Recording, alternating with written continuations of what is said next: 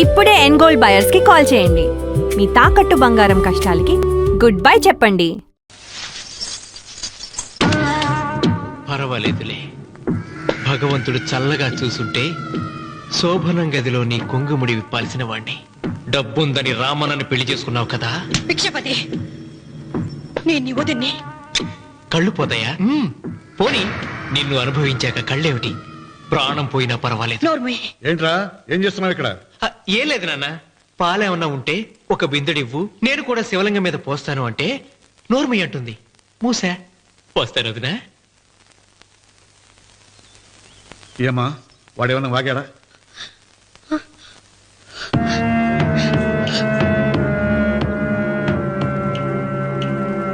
భిక్షపతి, అవును, అసహ్యంగా చండాలంగా వాగాను. చంపుతావా? చంపు. మీ తాత ముత్తాతలు జంతువుల్ని చంపితే నువ్వు నన్ను చంపు. చంపి నా తల కూడా గుమ్మానికి వేలాడగట్టు. ఇదిగో, పుట్టినప్పటి నుంచి సీత నా భార్య అనుకున్నాను, ఆరాధించాను. నేను తాగుబోతుని, తిరుగుబోతుని, లపుట్టు వేదవునని చెప్పి ఆ సీతకు రామన్న చౌదరి గారికి దగ్గరుండి పెళ్లి జరిపించావు కదా. వాళ్ళ కాపురం కూల్చే వరకు నాకు మనశ్శాంతి ఉండదు. సీతని కట్టబెడితే పీటల మీద విషం దాకా చచ్చిపోతుందని బంగారు లాంటి రామునికిచ్చి పెళ్లి చేయించాను రా. వెంటనే నీ పద్ధతి మార్చుకోకపోతే నువ్వు తినే అన్నంలో విషం కలిపి తప్పేస్తాను రా వెధవా. వద్దు నాన్న, వద్దు. ఈ చెప్పు దెబ్బ ఎప్పుడో కొట్టుంటే బాగుపడుండేవాడిని. నాన్న, నీ మీదొట్టు, ఇంకెప్పుడు తప్పు చెయ్యను నాన్న, తప్పు చెయ్యను. నన్ను క్షమించు నాన్న. ఏర్పాట్లన్నీ పూర్తయ్యాయా? అది ఏమైంది లోకేశ్వరరావు? 50 జంటలు నమోదు చేయించుకున్నారండి. అందులో 30 జంటలకి దానం చేయడానికి మాత్రమే మన దగ్గర భూమి మిగిలి ఉంది. మరి మిగతా 40 ఎకరాలు అంటే మన పొలమంతా ఈవేళ బాబు గారు ఎన్ని సంవత్సరాల నుంచి దానం చేసుకుంటూ వస్తున్నారు. కొండలైనా కరిగిపోవలసిందే కదా. మరి ఇన్నాళ్ళు నాకెందుకు చెప్పలేదు? మీరు పుణ్యకార్యం చేస్తున్నారు, మిమ్మల్ని ఇబ్బంది పెట్టడం ఎందుకని. రామన్న పేరుతో 2000 ఎకరాలు ఉండాలిగా, అందులోంచి రాసేవండి. అందులో మిగిలిన 60 ఎకరాలే ఇప్పుడు రాశానండి. ఆయన పేరు మీద గజం భూమి కూడా మిగలలేదు. రేపు శుభకార్యం ఆకూడదయ్యా. నూతన దంపతులు నా ఇంటి దగ్గర నుంచి నిరాశగా తిరిగి వెళ్ళకూడదు. నాతోరా జగన్నాథం. అన్నయ్య, నువ్వు ఈ సాయం చేస్తే నా పరువు కాపాడిన వాడి అవుతావు. 40 ఎకరాలే కాదు, నా యావదాస్తి మొత్తం నాకు ఇస్తాను, నా ప్రాణాలను ఇస్తాను. లోకేశ్వరరావు, అయ్యా నా కాగితాలు.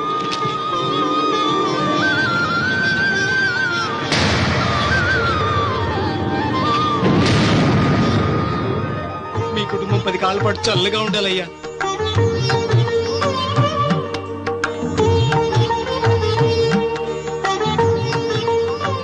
నీ పొలం వాయన దానం చేస్తాడు, పేరు తెచ్చుకుంటాడు. ఇంకా నీకే మిగులుతాది, గబ్బు లేచిపోతావు. తొందర పడకు, చూస్తావుగా. ఒరే రావుడు, ఈ భోజనాల కార్యక్రమం చూస్తుంటే నాకు తిరుపతి దేవస్థానం గుర్తుకొస్తోందిరా. నువ్వైనా చెప్పచ్చు కదా మీ నాన్నకి, ఈ దానాలకు అంతే లేదా? ఎదుటివాడికి ఇంత పెట్టడంలో ఆయన ఆత్మసంతృప్తి పొందుతున్నారు. ఆ పుణ్యమే ఆయన నిండు నూరేడు బతికిస్తుంది. నువ్వు అన్నం వచ్చి ఇదంతా నీ పుణ్యమేరా. అంత మాటలు కదయ్య. హర హర మహదేవ్ శంభో శంకర. ఓం నమః. పెదనాన్న, ఏం బాబు? పెదనాన్న, నాన్న. ఏమిట్రా? నాన్న నోరు. ఏమిటో చెప్పరా. మా నాన్న నోరు తెరిచి నిన్ను అడగలేక నాకు దస్తావేజీలు ఇచ్చి పంపించాడు. దేనికి? మీరు మా దగ్గర తీసుకున్న పొలానికి గాను రుణపత్రం రాయించుకు రమ్మన్నాడు.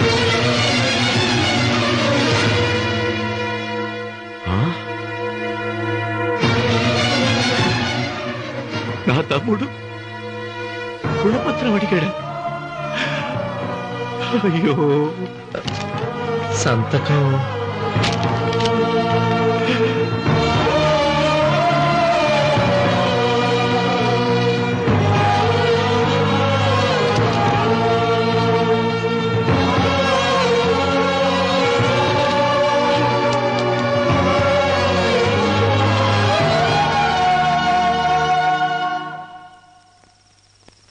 ఏంట్రా తినవేంటి? ఓహో, అన్నంలో విషం కలిపి చంపుతున్నానని భయపడి చూస్తున్నావా? లేదురే, తిను తిను. ఏంట్రా? నాకేమైంది? నువ్వు అన్నంలో విషం కలిపి నన్ను చంపుతానన్నావు కదా, ఆ పాపం నీకెందుకు అంటగట్టాలి అని నేనే నా అన్నంలో విషం కలుపుకున్నాను నాన్న. పొరపాటుగా పళ్ళాలు మారాయి. నాన్న ఎలాగో చచ్చిపోతున్నావు కదా, నీకు రహస్యం చెప్పరా? ఇంతకు ముందే మీ అన్నయ్య చేత దొంగ దస్తావేజీల మీద సంతకం పెట్టించుకున్నా. వాళ్ళని వీధిలోకి తీసుకొస్తా.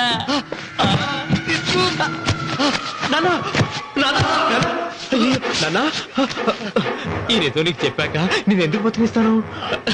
నాన్న చిన్నప్పుడు నీ గుండెల మీద ఆడుకుంటే తెగ ఆనందపడేవాడు కదా, పోయేటప్పుడు కూడా ఆడుకుంటా ఆనందపడే. చల్ చల్ గుర్రం చలాకి గుర్రం, చల్ చల్ గుర్రం చలాకి గుర్రం, చల్ చల్ గుర్రం చలాకి గుర్రం, చల్ చల్. నాన్న నాన్న, అయ్యో